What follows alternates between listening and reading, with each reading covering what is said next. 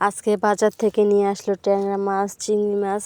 এই যে দেখুন, ট্যাংরা মাছ ভুনা করব আর লাউ দিয়ে চিংড়ি রান্না হবে। লাউ দিয়ে চিংড়ি কিন্তু শীতকালে কিন্তু খেতে অনেক মজা লাগে।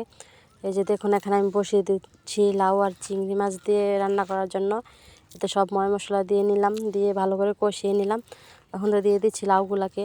এই যে দেখুন, এই তো দেখতে দেখতে আমার লাউগুলা হয়ে গেল, লাউ তরকারি হয়ে গেছে। এই যে দেখুন কত সুন্দর হয়েছে চিংড়ি মাছ দিয়ে। আর এখন বেজে নিচ্ছি ট্যাংরা মাছগুলো। ট্যাংরা মাছগুলো বেজে টমেটো দিয়ে ভুনা করব। ট্যাংরা মাছ কিন্তু ভুনাই ভালো লাগে, অন্য কিছু দিয়ে খেতে কিন্তু ভালো লাগে না। আমরা সবসময় ট্যাংরা মাছ ভুনা করেই খাই। এই যে দেখুন, টমেটো দিয়ে ভুনা করে নেব। টমেটো দিয়ে নিচ্ছি, ভালো করে এখন কষিয়ে নেব টমেটোকে।